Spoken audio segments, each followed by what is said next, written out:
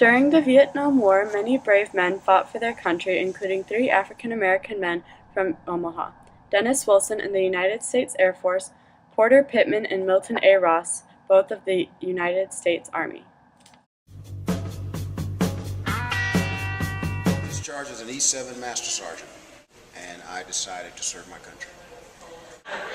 I had been drafted also. I was pending draft. I had been notified that I was an A1 selectee, meaning that I was subject to be called into the Army or whatever when needed. It was a limited job opportunity, and I wanted to go to college, so the Armed Forces was going to be my best solution. E5 Sergeant. I didn't join. I was drafted. If I had a choice, I wouldn't have never been drafted, but I didn't have a choice. So anyway, after my draft, I went ahead and made the best of it. 2 weeks after my graduation, I got my induction letter. Of course, I was angry. I wanted to go to school, but I couldn't. Tried to get out of the draft, but I couldn't. So anyway, I went ahead and did my thing, did what I had to do.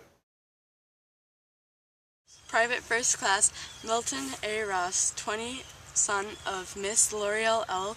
Maroney, 2424 Hartman Avenue. She said her son, who attended Central High School, was drafted in April of 1968 and was sent to Vietnam January 6th of this year.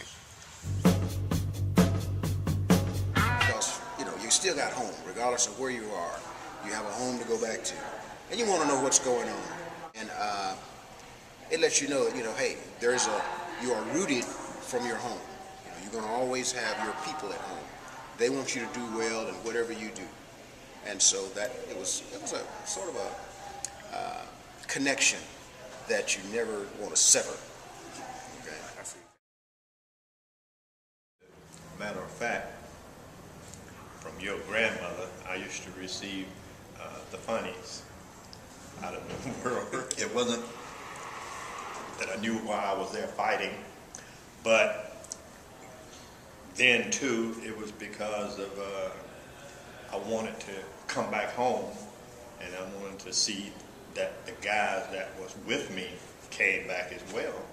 I strived personally to stay alive, to come back, because that's all I wanted, was to come back home, and I did, and I thank God for that.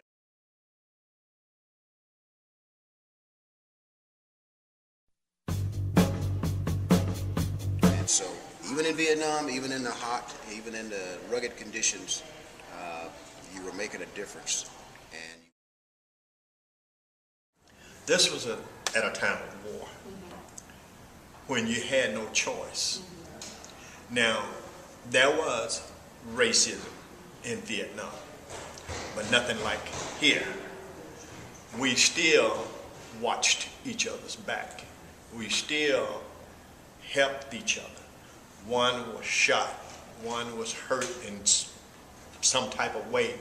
It was like there was no color. The only thing that you saw different was the one that you was fighting against, and that was Charlie.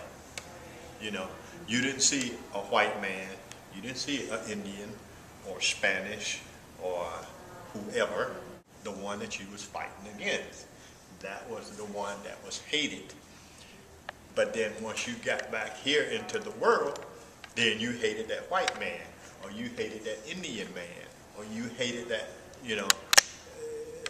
but that's the way life was then, which I can say that thank God for the change in life, and I have been able to be here to see it, opposed to how it was back then and the way it is now. It's very good, and you kids got a lot to be thankful for, a lot.